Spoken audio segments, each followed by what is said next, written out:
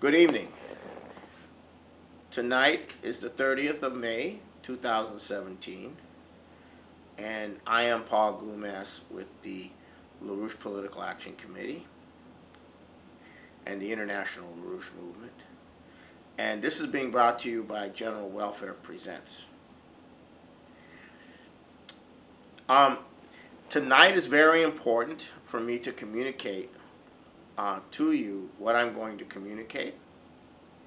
The situation is very difficult to understand because of the media garbage. It is becoming more and more intense, more focused on this and that and 1,000 things that have nothing to do with communicating to you the actual nature of what has happened in the last 3 to 4 weeks. And what has happened in the last 3 to 4 weeks is extremely profound.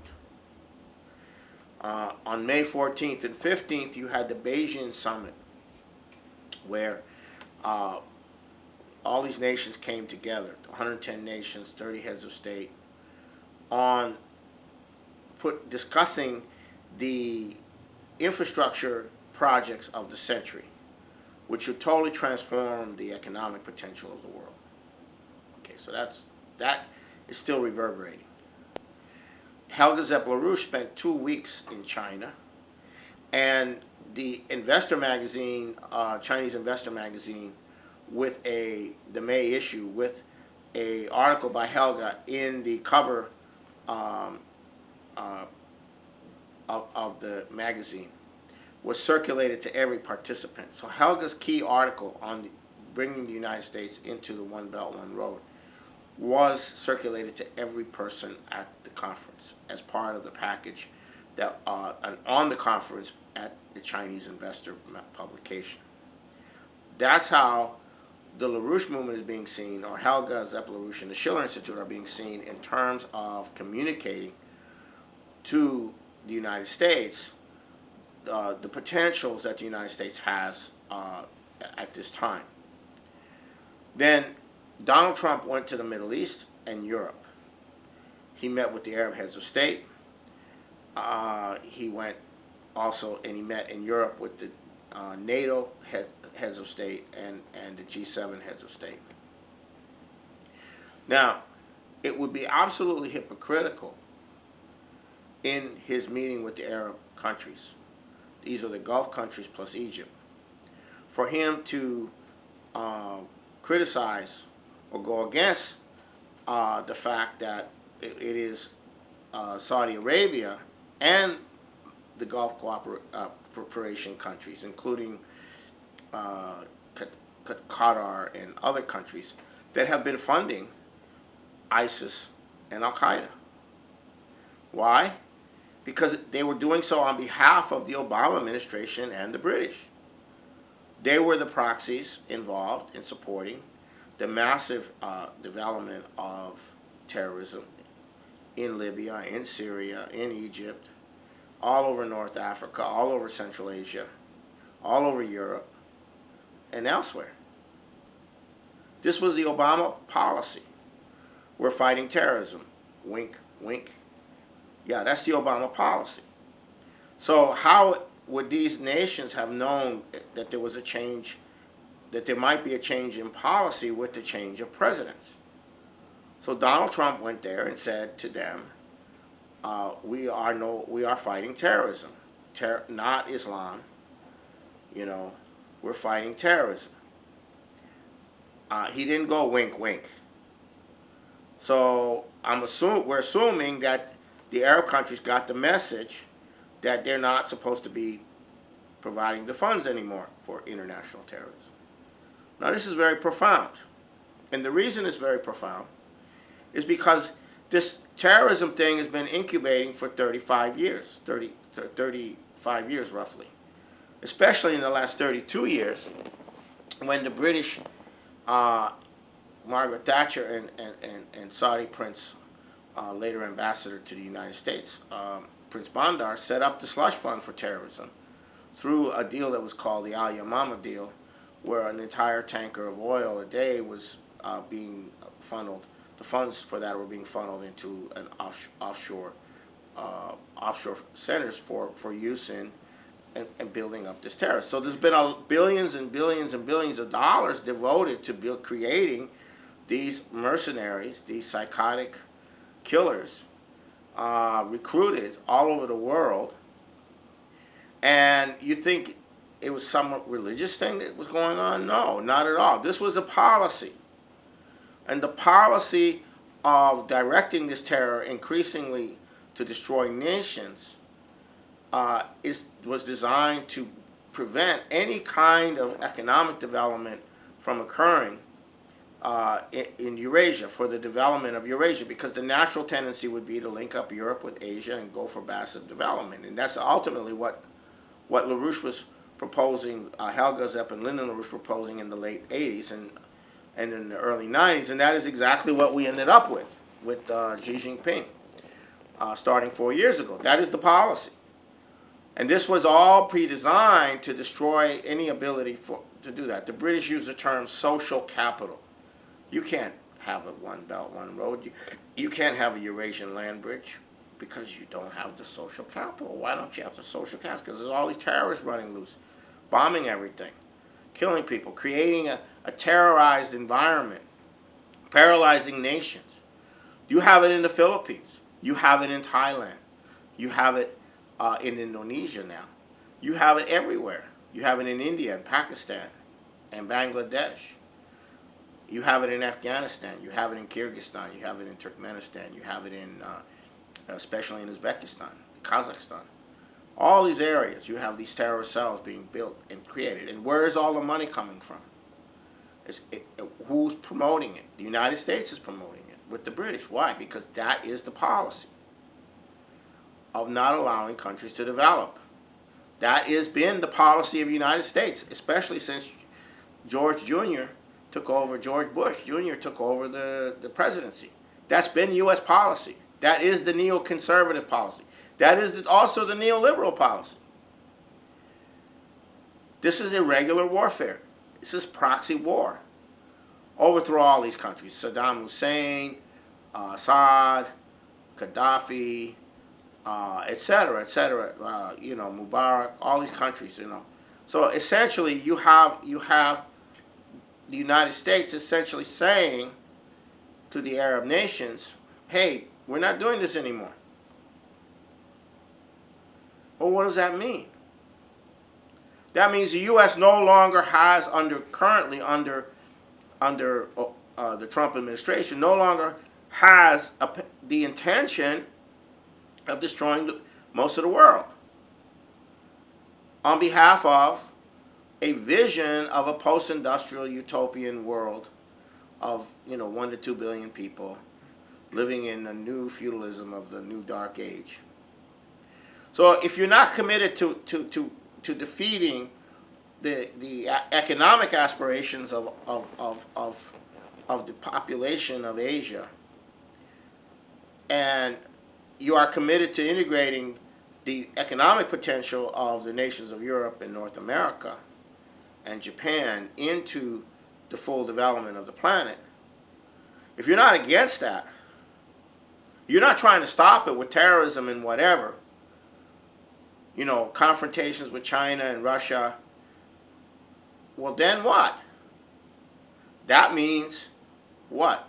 That means that's no longer your policy. And if it's no longer your policy, then you're going to have to change the policy of the United States.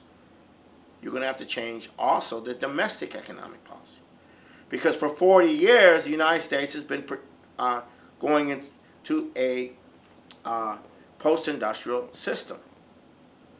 After the death of Kennedy, and a little bit later on, the Council on Foreign Relations did all these studies, and they were promoting controlled disintegration of the world economy. Controlled disintegration. Paul Volcker, the floating exchange system, and then Paul Volcker came along. And the idea is to stop development. And the idea is to impose backwardness on the world. And if the world were to have become developed, and the United States would have had to develop the world. So would have the rest of Europe. So that policy hollowed out the U.S. economy, and the only machine tool sector we have left is in military and to some degree in aerospace. We don't have a machine tool sector in any other area. And the machine tool sector is the guts of your industrial power. The United States does not have a fully integrated industrial capability anymore. Upstream, downstream economic capability. But it didn't need it because we were going to war with Russia and China. We were going into a regular war with Russia and China. We were going into regular war with any stable government that was not submitting itself completely to the financial dictates of Wall Street, the City of London, etc. Any government that was standing in the way of being totally having their population totally economically raped was considered a target for terrorism, a target for destabilization. Well, things have changed. The United States appears to no longer be a proponent of that policy. Well, a lot of the establishment of the United States may still be a proponent of that policy, but Donald Trump is not a proponent of that policy. It's becoming very clear because when he went to NATO, the NATO summit, he didn't go along with what Obama said earlier. The number one threat is Russia. That's what Obama said. The number two threat is what? Climate change. The number three threat, well, it's a toss-up between Ebola and terrorism. Maybe it's terrorism, maybe it was Ebola, I don't know. But terrorism was low on the list.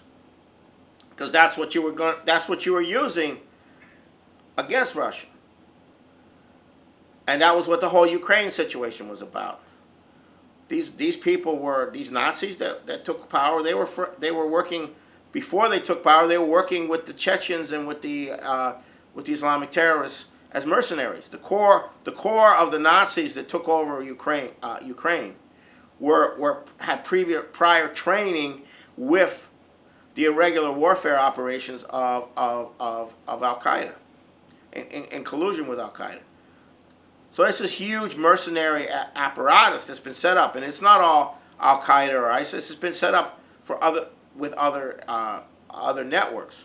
But this is what you've been dealing with for the last 35 years, and it's been growing, and it's become a strategic threat to humanity. And the Trump administration is saying that's not our policy anymore. So what does that mean? That means the United States has to profoundly change its economic policy. Because if it's not going to destroy the world on behalf of this vision of a post-industrial world, then it's going to have to reindustrialize. It's going to have to make up for the 40 years of decline. It's going to have to leapfrog economically. And it can't just be, this project here and that project there. You have to have a comprehensive development policy for the entire United States as a nation, which is integrated. And that's what the LaRouche movement is now moving to pull out the experts and so forth and put that together. Because that's what is going to have to be done. Right? We're talking emergency situation. In many parts of the country, the infrastructure is in deep disrepair. We're facing a huge crisis in New York this summer. A large part of the subway system is going to have to be shut down. And a lot of the tunnels are going to have to be shut down because they've outlived their existence. They've reached a terminal condition. They've been in terminal condition for decades. Some of the stuff's 100 years old. A nation has to put 50% of its economic activity into infrastructure repair, infrastructure maintenance, infrastructure expansion. You have a growing population, you have to develop further infrastructure. You have to also build schools and hospitals and what have you. That's infrastructure. 50% of your total economic activity and output has to go to infrastructure. And that's the only way you have a sustainable system. Well, that hasn't been happening, and so now the bill is coming due. And what are you going to do? Have private-public partnerships? These things where the government sells off its utilities and its public works, so that the private sector can squeeze the population, and that will give that'll give governments, local and city and state governments, the money to do things with, to build anything with. Or, oh yeah, we're going to have an infrastructure development fund. Yeah, we're going to give tax breaks. We're going to repatriate some of this money from offshore, and that's going to be the seed money for borrowing money. But you have to pay 10% interest, and and you have to be able to pay off the loan in 10 years. You can't do it. It's not possible. There is no possible way of doing this, of saving the United States physical collapse, economic collapse, which we're now facing, unless there is a commitment to do so. And if Trump is going to stop international terrorism, and he's not going to go to war with Russia and China, and he's not going to go for preventing the One Belt, One Road from coming into being, which means global industrialization, then the United States has to develop too. It can't just sit there in its current condition. And nobody in the world would want it to sit there in its current condition.